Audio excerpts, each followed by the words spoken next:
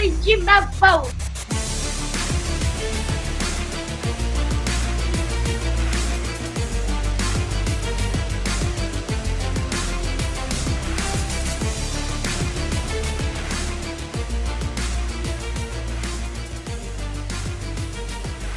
Court is in session with Ryan in Sacktown on If You Don't Like That. Now, Ryan in Sacktown. Oh, must be Ryno.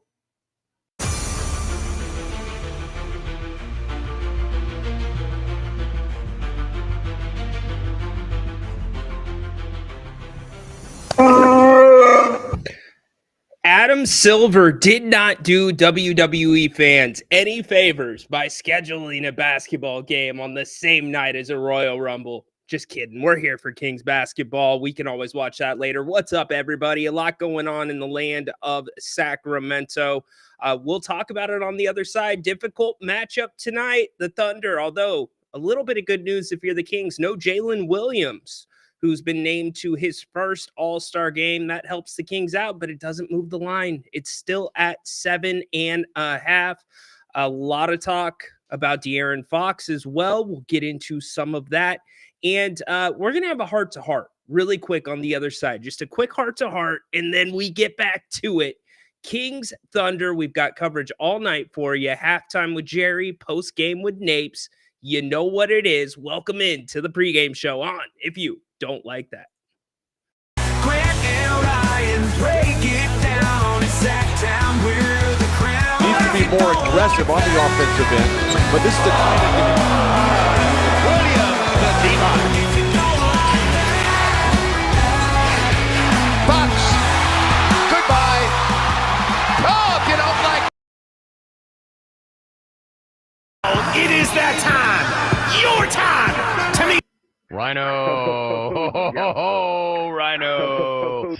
Good evening, pregame show right here with you. If you don't like that, Ryan in Sacktown, how is everybody doing? What is up? Let me know what you're up to, where you watching from. We've got the Kings, we've got the Thunder tonight. The Kings look to get back in the right column after a couple of losses. 2 more games on this road trip, which we will talk about more here in a little bit. But we need to do some house cleaning, some quick house cleaning, okay?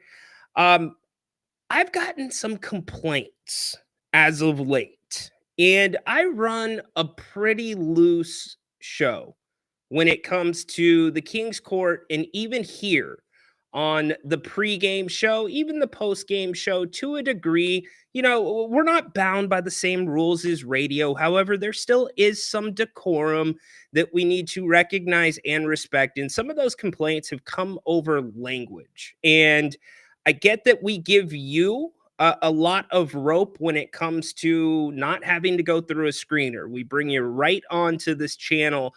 But now that we're growing, and that's a huge thanks to all of you. It's a big thanks to just everybody that started from the ground up with this channel. It's a big thanks to Napes as well for being the one to get on YouTube.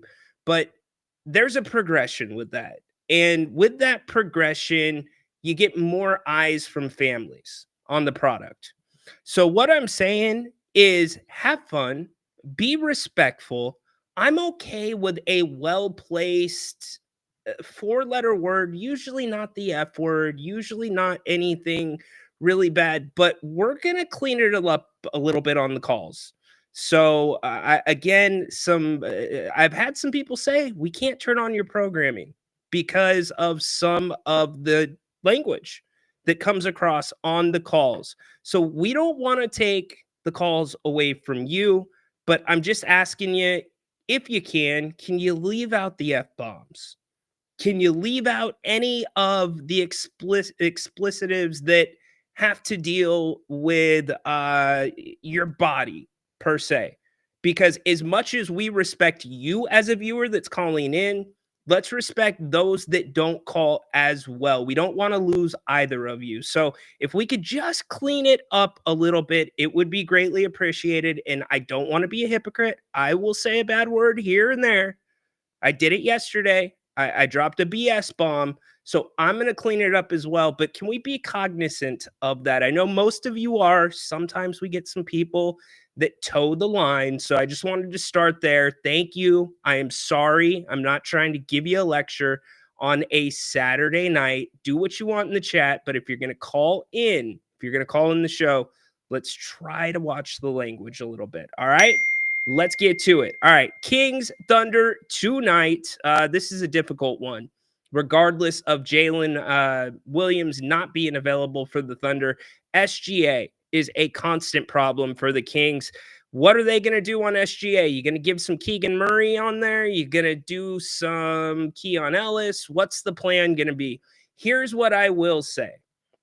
I will say the plan should not be blitzing him. Do not blitz SGA.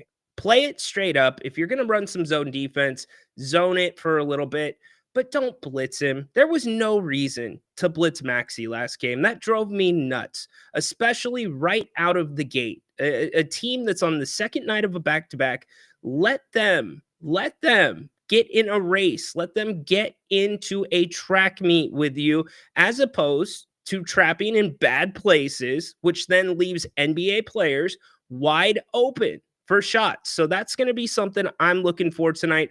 The last time these two teams met did not particularly go the Kings' way. The Kings actually were competitive. It was 75-72 midway through the third quarter. And I'm thinking, all right, these two teams actually play each other fairly well. Last year, I would have said, I still stand by this. Had the Kings got by New Orleans, I think the Kings give the Thunder a better series than the Pelicans do. But I digress. Back to last game earlier this season. Kings down 3 points midway through the third quarter, and they go on an absolute offensive drought. The well runs dry. They go turnover, bucket, then turnover, free throws, miss shot.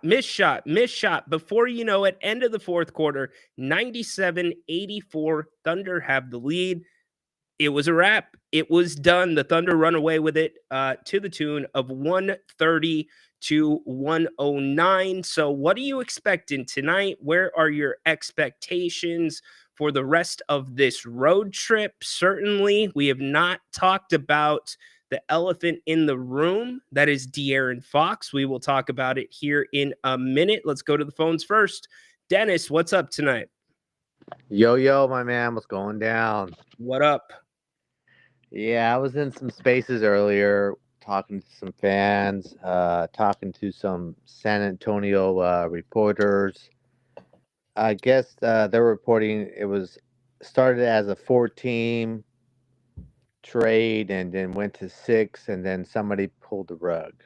They also reported that Vivek was going to Oklahoma City, and To it was have completely dinner? false. Did they have dinner with the Fox? Yeah, I don't know who reported that. But... It was a reporter from one of the TV stations in San Antonio. Yeah. We all kind of scratched our head like, why would that even make sense? 100%. We were talking about it yesterday. In fact, Jason Anderson. Well, I'm going to make you hold really quick. Jason Anderson cleared that up. De'Aaron said that they did not meet for dinner. So throw that out the window. Maybe I didn't put that graphic up. Jason also is reporting that all things are pretty quiet right now on the De'Aaron Fox front. But go ahead, Dennis. Yeah. So my thing is, I just don't feel that they're going to leave, 296 off the menu when it comes time to sign for extension versus the 219 he can get somewhere else. He still has a 290. I mean, technically, he still has a 350 if he doesn't make the All NBA. But after that, it's a 296 extension this summer, and then if he has 6 months to heal up from surgery, I'm hearing to fix his broken fingers, then that all times up together, and then 6 months from that time, if he still wants to be traded, he can still be traded, but it'll still be at 296. So, yeah, look, Bobby Marks talked about it yesterday, and it's been my stance all along. I think your best deal for De'Aaron Fox happens this summer, unless San Antonio really feels they can re-sign him. And San Antonio's really kind of in a weird spot. I don't think they were expecting this to pop up mid-season. I think they were expecting to ride the rest of the season out, let Steph Castle grow, have Chris Paul there mentoring him, let Wemby continue to grow, see where the chips fall, and then make a play at a guy like De'Aaron or somebody that's in that, maybe top 25 in the league. And it's kind of sped up on their end too. They don't quite want to part with Castle. Really quick, Dennis, hold on there. I want to play Bobby Marks's comments about him agreeing with my take about why it's probably best to wait if you're the Kings. At it big picture wise, the value of Fox, and I might be wrong, increases more when we get into June, when teams are willing to give up more because you've lost in the first round. You think you're better than who you are. We see it. History comes with it. But then it comes with back to what we started with. Then you have the risk of you have basically a player on a 1-year contract, and you basically have to convince that player that we have a good team, or you're going to have to flip him again. From Sacramento's perspective, listen, we could do a whole probably 30 for 30 series on Sacramento in general here. You're trying to salvage how this roster can remain competitive. Yes, draft equity is important, but you're trying to do a soft retool as far as what you have, as far as whether it be Keldon Johnson and Trey Jones and Sohan. I mean, listen, we can go through a lot of different players, but if you're Sacramento, you're saying no Castle, no deal. We'll take less picks, but I want Castle, I want Keldon Johnson, and I'll take maybe 2 picks. Nailed it. And Dennis, here's the flip side of that, which we talked about, is again, if they think he's re-signing with them because he wants to be in San Antonio, that's part of the verbal. She can't put it in writing per se. Then in some ways, Sacramento with that team or any other team that's a preferred destination for De'Aaron, Sacramento has a lot of leverage to maybe get more value than what De'Aaron would command on the open market. 100%, and that's only if they trade him before the February 6th trade deadline. Because if he stays, I mean, Rich Paul and Clutch Sports is not going to turn down 296. No, they're not. So it'd be better for a team now to trade for him now, get him on that last year of his contract, and then try to re-sign him afterwards for cheaper. I mean, you're going to save dang near like $70-something million.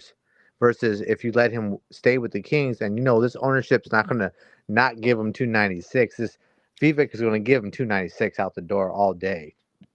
Yeah, if De'Aaron Fox stays with the Kings, you are going to have the exact same product next year. You're going to have a mediocre to low-end bench. You just don't have the money to play with. You're losing 5 players on expiring deals. You're going to fill that with $20 million? I just don't see it. So, hey, brother, stay on top of it. Appreciate you. Appreciate you. Yep, absolutely. Dennis, always all over it. Some ways, Dennis is like my alarm clock sometimes. If I'm getting a DM at like 2:30 in the morning, then I usually know it's Dennis because I'm up usually pretty early, 3:30, grinding away. Here's the other thing. And it's something I talked about last summer. It's something that is still kind of developing in the NBA. It's this new CBA, the anonymous GM poll at the beginning of the season. When this CBA went into effect, which was like this summer, between this summer and the start of the season, the GM said it's the number one thing we would change about the league. It's also the reason that we saw a little bit of an underwhelming free agency period this summer. A few guys got paid, but not really like the old days, not like the Wild West. And that's what makes this trade deadline so damn interesting, because the days before of paying multiple stars with these commitments, because of the penalties on the back end that the team can lose, nobody really knows what the market is in terms of a player's worth. You don't, because draft picks on the whole, unless you are a team that's ready to win right now, like you're going to win a championship possibly in this second half of the year, and you've shown on the front half that you're a contender, outside of those teams, you're not really looking for assets per se. Now, the Kings are in a little bit of a unique situation because they are win now, but they're not equipped to actually win now. So you still want to make a little push at it, but draft picks are by far the better asset out of that in the players, because if you draft correctly, and that's always a coin flip, the development, the guaranteed contracts, the set pay scale for the rookies for 4 years, that's how you build your teams out. And there's been a couple of things that have come out. I'll read you this. The larger reality, he said, is that, and this is speaking of Rich Paul grasps how the new CBA will take away much of the power in my way or the highway thinking that NBA superstars have grown accustomed to wielding. It's harder and harder to trade these big salaries, and the teams that have the apron room to make these big deals are limited. The executive said, quote, so Rich is thinking and saying to the league, before you use up your apron room to go get Jimmy Butler, make room for De'Aaron Fox. This executive pointed out, and several others later reinforced, that the landscape of the NBA has shifted so much that the old business as usual won't be usual or similar anymore. And that many players, Fox notwithstanding, haven't yet come to terms with the new reality. CBS Sports' Sam Quinn pointed out last summer that this was coming. I pointed it out as well. I'm going to toot my own horn. Paul appears well aware of what's happening and has savvily begun adjusting accordingly, but many players and agents are in for a rude awakening. And that's speaking of this trade line in this coming summer. So really interesting stuff. This CBA, it is truly handcuffing. GP, what's up tonight? Hey, how you doing, Ryno? Good. What's up, brother? You're always in the car when you call. Are you like a driver professionally or what? Yes, sir. Yes, sir. Okay. Moving along for Amazon. Cool. Yeah. Couple of things, man.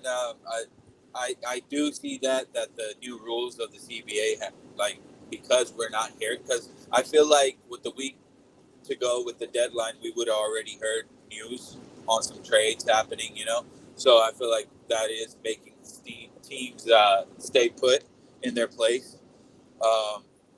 But as far as I feel like the Fox trade, I feel like if anything is going to happen, it'll probably happen after the road trip now, just to be more professional on the Kings side. But if it doesn't, I feel like they do got to retool. And, we do need some help, obviously. So, but I wanted to talk to you about some college basketball. Well, not really college basketball, just a college pick that's really high up there, Cooper Flag. If you think somehow we could trade some of these assets away and go after him, or because this next draft is coming up, is pretty interesting. What do you think?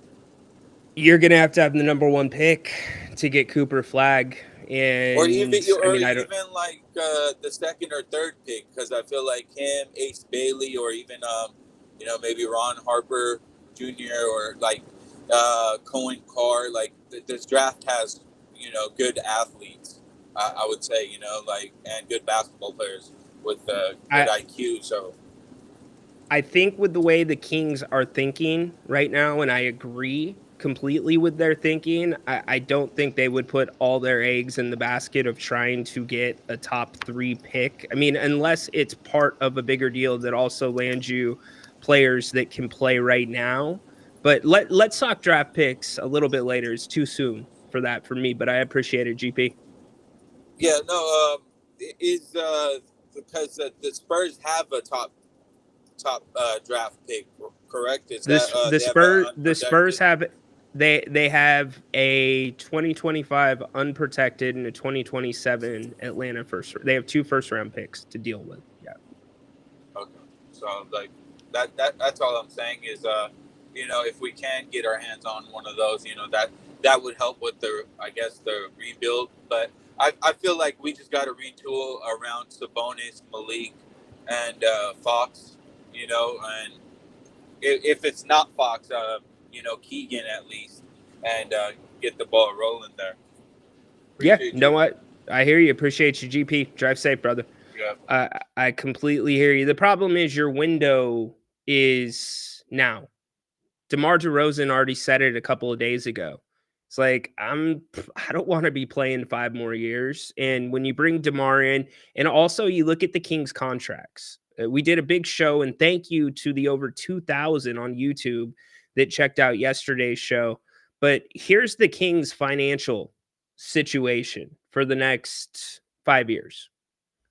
That's what the Kings are looking at. So you've got Keon Ellis, friendly through next year. You've got Keegan, who's going to be through 26-27. The Kings have already opted in on that $14 million option. Malik is on a very friendly contract. Now, that 27-28 year, Malik can opt out if he thinks he can get more money, which the way he's playing right now, he can get more money.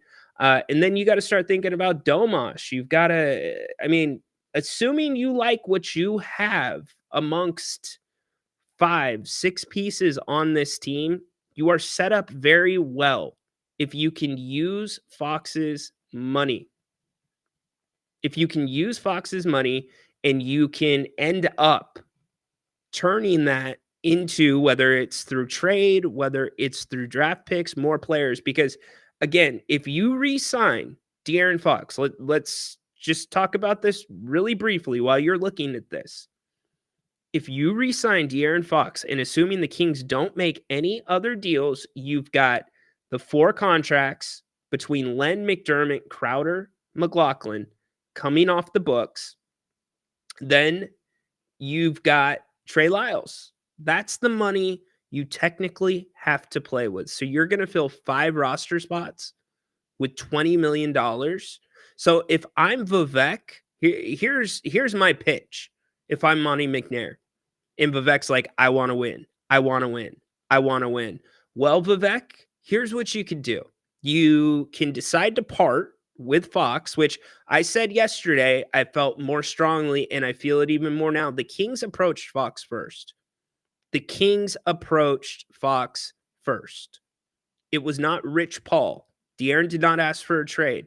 Now, Rich Paul responded. They tried to control the narrative, which worked to a degree, but the Kings approached Fox first. And if I'm Monty McNair, that's what I'm pitching to Vivek Ranadive for this simple reason. It's, yo, Vivek, you don't think this team's good enough right now? Okay, well, look at the numbers of the team playing together. Your core, when Fox is not on the floor, they're encouraging. Now, 123 minutes, you want a bigger sample size. I get that, but it's the middle of the season. You're not going to tweak lineups to get sample sizes to go towards the decision, but you're going to pay attention when those guys are on the court together. But I'm going to say, Vivek, let's say you get Fox to re-sign this summer, all right? That means his number's going up. You're going to pay the luxury tax on it, but it's not going to go against the cap. So, Vivek, you're going to have a mid-level exception to work with, and you're going to have $20 million. And by the way, you're going to have to start thinking about what you're going to do with Keegan Murray. What are you going to do with that, Vivek? So, Vivek, basically, you're going to be paying a lot more money to have a 500, somewhere just below 500 team. You can't get high-level NBA players. You can't fill 5 roster spots with $20 million. You can't do it and be competitive. That's why the Kings bench, and there's a few reasons why the Kings bench is that way. But I'm telling Vivek, you're going to end up paying more to try to keep this 500 team together. Just to try to keep it at 500. So it's time to move on. It is. It is. Let's go to Jay really quick. Jay, what's going on tonight? What's going on? How you doing? Good. What's up, brother? Good. I wanted to switch gears for a second and talk about the this narrative that Domantas Sabonis got snubbed. That's the word that they like to use. Yeah. Obviously, he's a better player than Şengün, and I think he should have made the All-Star team more than James Harden. There's a couple of players on there, but I guess you could say win games. Just win games, and there's no issue there. Some people try to use the excuse, well, Wemby is on the Spurs and they have a worse record, but Wemby also was Rookie of the Year last year. You don't think he deserves a shot at the All-Star team if he's still on the rise? I mean, which he is. He's going to probably surpass Sabonis next year in stats. You could use Stephen Curry, for example. Well, they have I think we're like the same record or something like that. It's Right. like, okay, Stephen Curry has 4 championships. He's solidified. He's won already, and he's still doing what he's doing. I think what's more important is the All-NBA, and Sabonis probably will make All-NBA. At the end of the day, you have 10 guys that make the All-Star team that are popularity contest votes.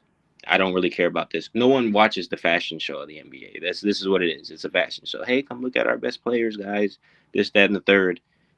Doesn't matter to me. All-NBA is what matters. And if you want to keep crying, Kings fans, that Sabonis didn't make it, well, you should probably cry to the front office or how your team is performing right now. And you probably should be winning more games, period. I don't want to hear any excuses for it.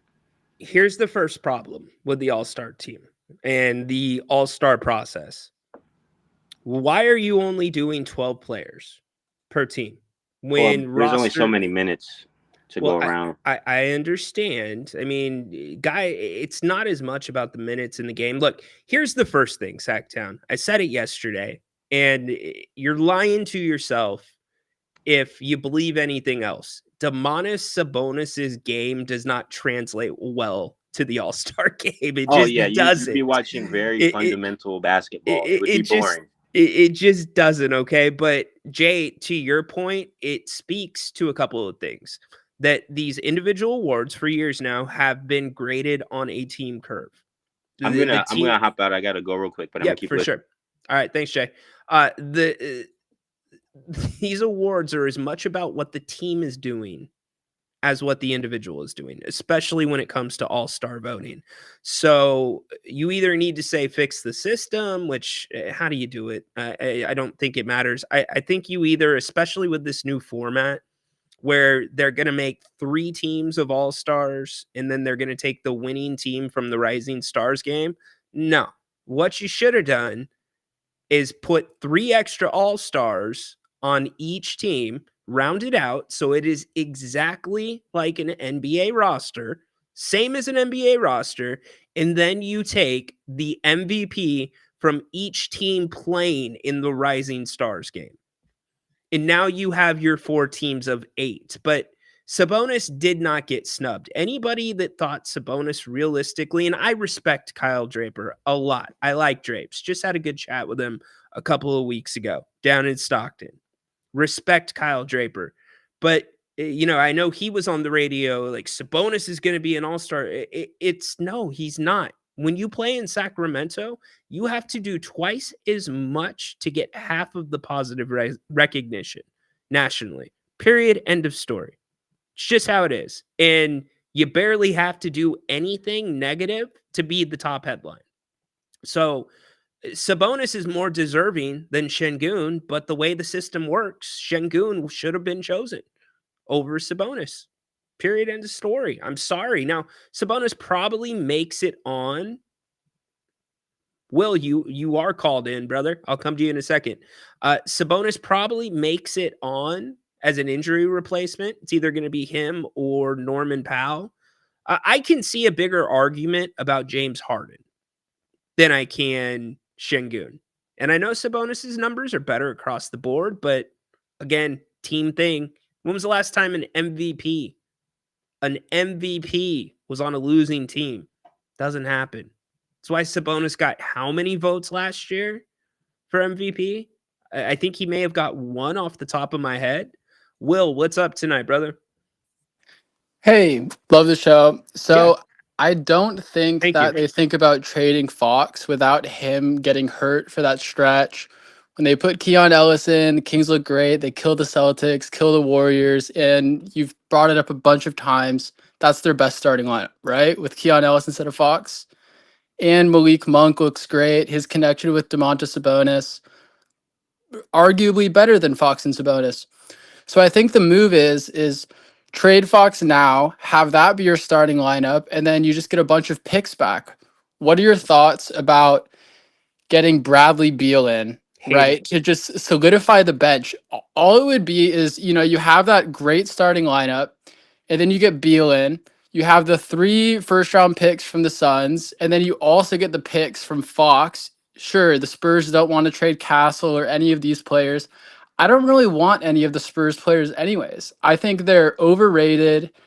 And, it's kind of the same as us overvaluing, Devin Carter and Keegan Murray. It's the same thing with Devin Vassell and Castle. I think if we traded away Fox and we got Beal and we ended up with 8 first-round picks, and then we could trade 2 of the first-round picks for Cam Johnson, then net we have 6 first-round picks and we have Bradley Beal and Cam Johnson on the team, along with that awesome starting 5, I think the Kings would actually be better and we'd have a lot more first round picks. Yeah, it's a possibility. It's just you're chaining a lot of things together, right? You saw how Phoenix ended up getting, or Utah, excuse me, consolidated their 3 and sent those to Phoenix. Yeah, look, I'm kind of opposed to Beal because if you're looking at Beal with the money he's making, then why not restart the conversation with Zach LaVine?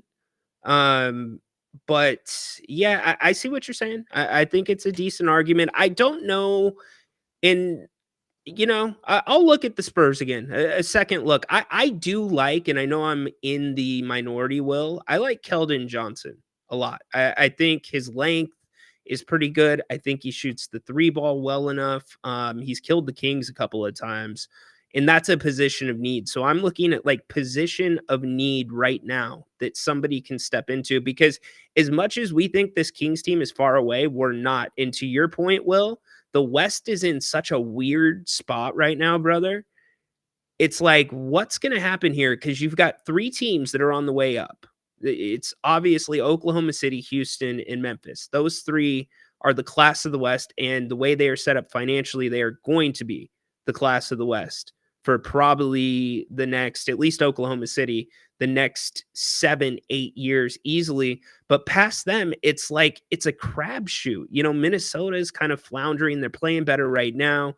The Lakers, to me, they're on their way out. Denver, they're still going to be there, but they're not who they were before. The Clippers, that's not going to work long term. You've got Kawhi's contract coming up. James Harden doesn't do anything in the playoffs. So the Kings are in a position where even though they're not great, they could put themselves in a competitive spot in the Western Conference for the next, 3-4 years while you still got DeRozan, while you still got Sabonis. So I'm with it. I'm open to it. I'm just not sure on Beal, but I like the take. Thank you for the support, brother. Appreciate it. Really quick, the argument for Beal is that we have the 28th ranked bench.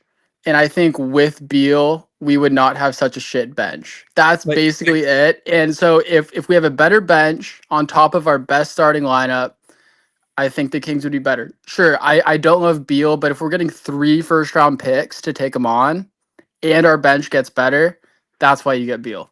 But you have to remember when the first-round picks are and who they're from, because if it's a first-round pick from Oklahoma City, okay, late first round, you're not even in the lottery, right?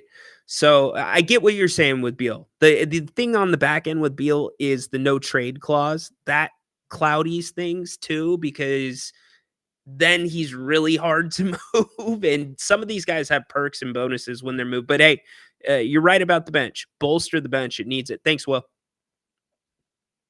Good stuff from Will there.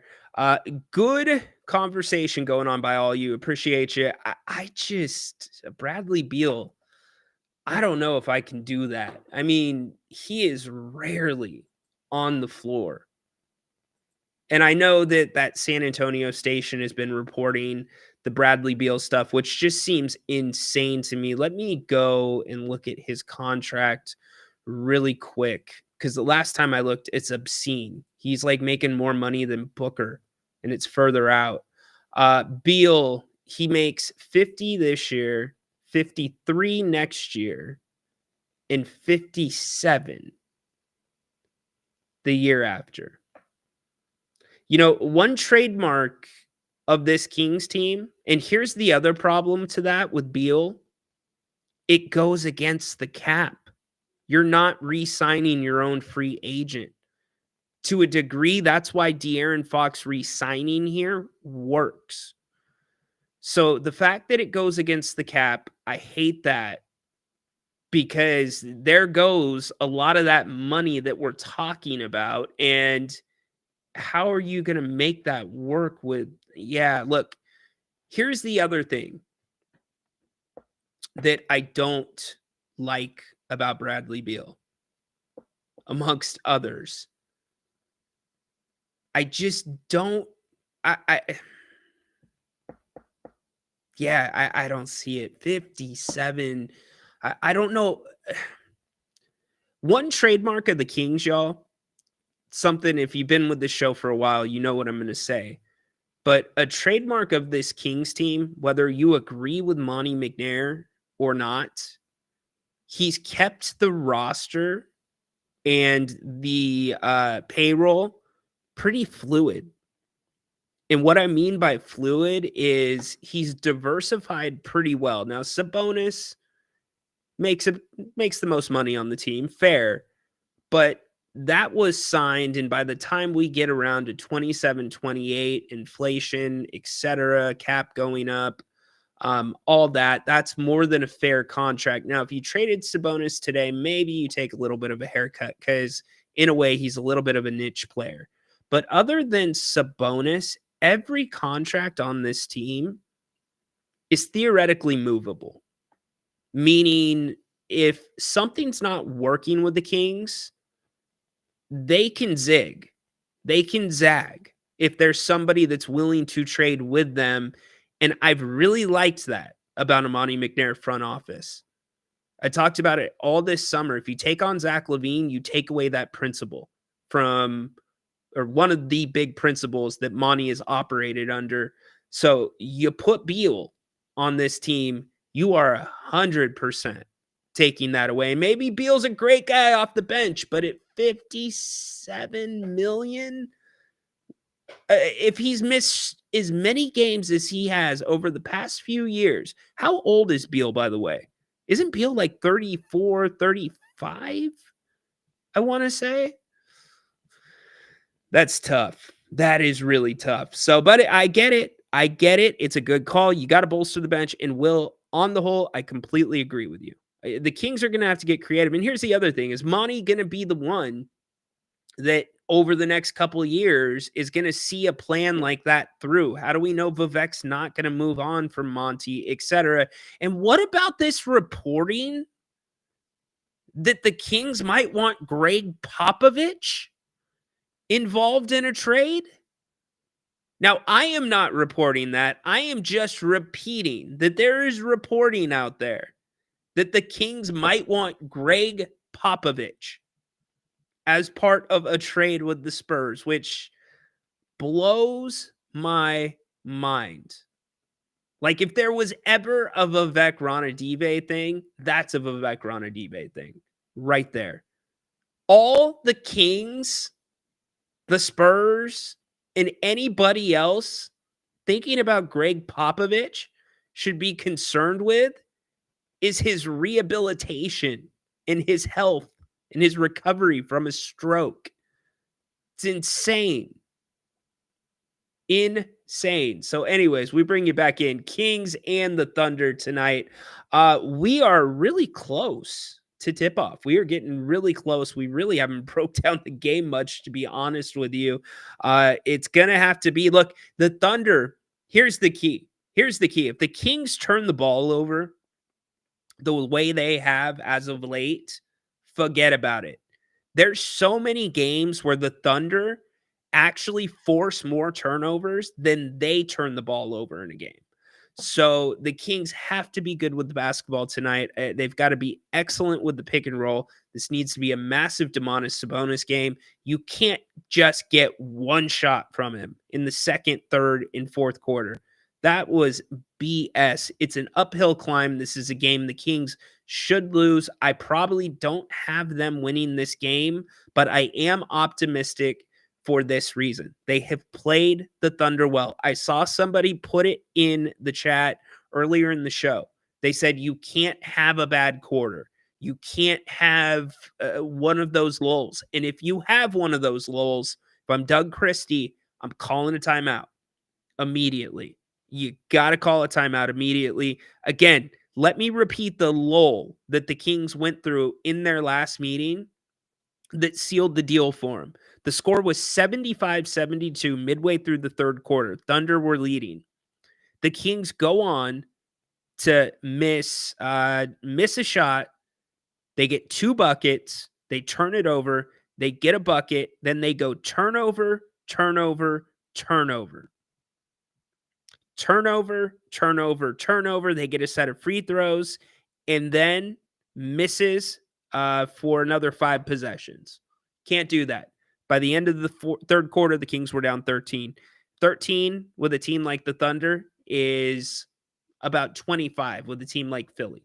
So the Kings are going to have to bring it from all ends tonight as my camera keeps going out. What's up with my camera, man? All right, what are your predictions tonight? What do y'all see? What are you looking at? Is Fox out? No. He was available last time we checked. Jalen Wells is out, though. That is important. Nope, Fox is not out tonight unless something just broke. My phone's not. Let's check. Let me see if I got a text message. Nope. No text message. So, yeah, Fox is in tonight. As for GP, really quick, that said he thinks it would be more professional not to trade him on the road trip. I don't know why that would be. That game on the 5th, if Fox is still on this team on February 5th when the Kings return home to play Orlando, it's going to be a weird game. It's going to be a really weird game. 123 to Nanda 8. Love it. OKC finning to have a field day. We'll see. We will see. Golden State, Oklahoma City, OKC by 25. All right. Kings 125 to 123. Really? All right. I like it. I like the positivity. Keep the positivity coming.